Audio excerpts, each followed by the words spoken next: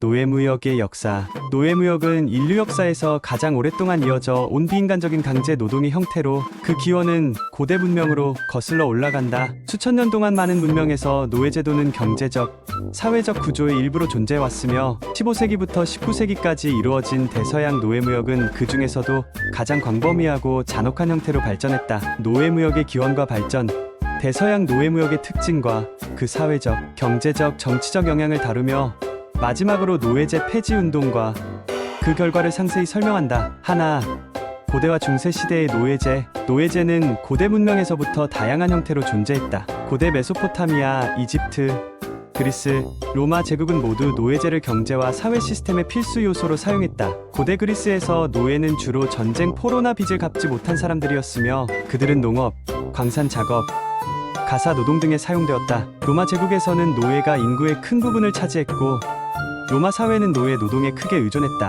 로마는 전쟁을 통해 수많은 포로를 노예로 삼았고 노예들은 광범위한 인프라 건설과 대규모 농장 라티푼디움 운영을 지원했다. 중세시대에도 노예제는 다양한 문명에서 지속되었다. 특히 이슬람 세계에서 노예무역이 활발하게 이루어졌는데 이는 아프리카, 유럽, 중앙아시아에서 인구를 포획하여 노예로 삼는 형태였다. 동아프리카와 사하라 사막을 가로지르는 무역로를 통해 아프리카 노예들이 이슬람 제국으로 이송되었고 그들은 군사, 행정, 가사 노동, 농업 등에 사용되었다. 둘, 대항해 시대와 노예무역의 확장. 15세기 말부터 시작된 대항해 시대 Age of Exploration는 노예무역의 지리적, 경제적 구조를 급격히 변화시켰다. 포르투갈과 스페인이 주도한 유럽 국가들의 해양 탐험은 신대륙 아메리카의 발견과 식민지화를 가능하게 했고 이로 인해 대규모 농업 경제가 발전하기 시작했다. 아메리카 대륙에서 사탕수수, 담배, 연화 같은 경제, 작물의 재배가 확산되면서 값싼 노동력에 대한 수요가 급증하였다.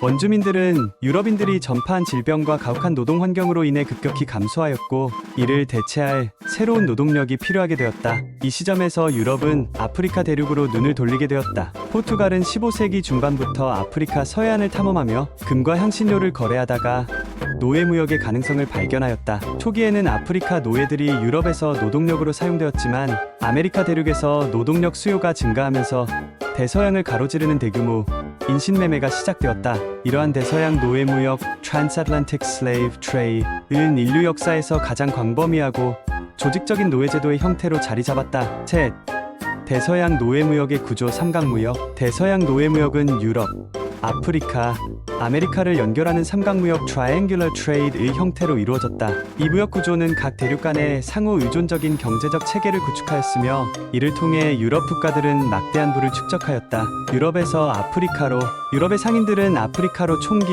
직물, 금속 제품, 주류 등을 수출하였다. 이들 상품은 아프리카의 왕국이나 상인들과 교환되었고 그 대가로 노예를 구매하였다. 아프리카 내에서는 전쟁 포로, 빚을 진 사람들 또는 범죄자들이 노예로 팔렸으며 유럽 상인들은 아프리카 내부 갈등을 부추기며 더 많은 노예를 확보하였다. 아프리카에서 아메리카로 중간 항로 미ddle passage로 알려진 이 경로는 노예들이 아프리카에서 아메리카 대륙으로 강제 이송되는 과정을 의미한다. 중간 항로는 대서양을 가로지르는 길고 고통스러운 항해였으며 노예들은 비위생적이고 좁은 공간에서 학대받으며 끌려갔다. 수많은 노예들이 이 항해 중에 질병, 기아, 학대 등으로 목숨을 잃었다. 연구에 따르면 아프리카에서 아메리카로 이송된 노예들 중 약 10에서 15%가 항해 도중 사망한 것으로 추정된다. 아메리카에서 유럽으로 아메리카 대륙의 플랜테이션 농장에서 노예들이 재배한 사탕수수, 연화, 담배, 커피 등은 유럽으로 다시 수출되었고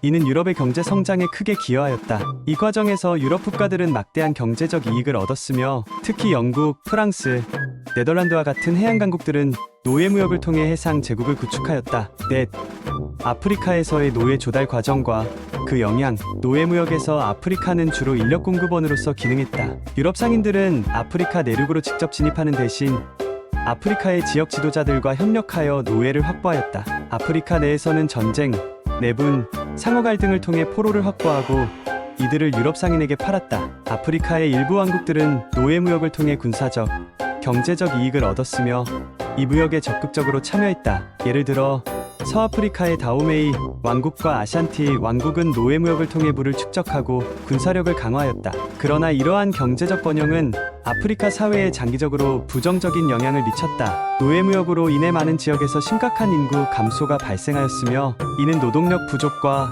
경제적 쇠퇴로 이어졌다. 노예무역을 통해 무기를 손에 넣은 일부 아프리카 왕국들은 군사력을 강화하였지만 이는 지역 간의 갈등을 부추겼고 아프리카 사회의 분열과 불안정을 초래하였다. 또한 노예무역은 아프리카 내부에서의 상업적 착취를 추진시키며 지역 경제의 구조적 왜곡을 낳았다. 다섯 아메리카 대륙에서의 노예제와 경제적 결과 아프리카에서 강제로 이송된 노예들은 아메리카 대륙의 플랜테이션 농장에서 주로 노동력으로 사용되었다. 브라질, 카리브해, 그리고 미국 남부에서는 사탕수수, 면화, 담배, 커피 등의 재배가 이루어졌으며 이러한 작물들은 세계 시장에서 중요한 경제적 상품으로 취급되었다. 특히 브라질과 카리브해 제도는 노예무역의 주요 목적지였고 이 지역의 플랜테이션 농업은 완전히 노예 노동에 의존하고 있었다. 노예들은 가혹한 노동 조건에 시달렸으며 비인간적인 대우를 받았다. 그들은 법적 권리가 거의 없었고 강제 노동을 통해 농장의 생산성을 높이는 데 기여해야 했다. 특히 미국 남부에서는 18세기 말부터 면화, 재배가 폭발적으로 증가하면서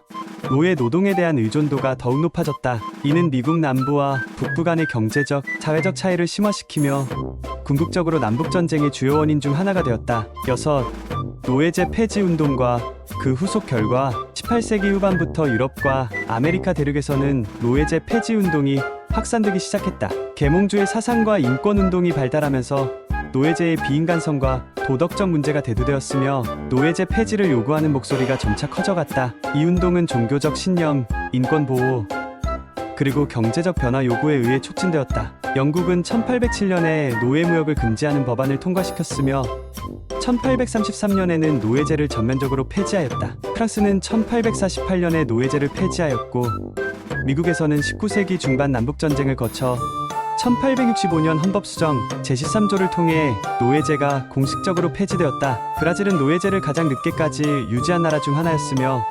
1888년에야 노예제가 완전히 폐지되었다. 노예제 폐지 이후에도 노예무역과 노예제도의 여파는 오랫동안 남아있었다. 아프리카와 아메리카의 경제적, 사회적 구조는 노예제도의 유산에 깊이 뿌리내리고 있었으며 노예제 폐지 후에도 많은 지역에서 인종차별과 경제적 불평등이 지속되었다. 특히 아프리카에서는 노예무역의 여파로 인해 많은 지역이 정치적, 경제적 불안정을 겪었고 이는 현대에도 계속되는 문제로 남아있다. 노예무역은 인류 역사상 가장 체계적이고 조직적으로 이루어진 인권 침해 중 하나로 기록되며 그 결과는 오늘날에도 여전히 사회적, 경제적, 정치적 영역에서 깊은 영향을 미치고 있다. 대서양 노예무역은 유럽 국가들에게는 막대한 경제적 이익을 안겨주었으나 그대가는 아프리카 대륙의 파괴와 아메리카 대륙에서의 인종적 불평등이었다. 노예무역의 유산은 여전히 현대 사회에 큰 영향을 미치고 있으며 이를 통해 우리는 인권, 정의, 그리고 역사적 책임에 대한 깊은 성찰이 필요함을 인식할 수 있다.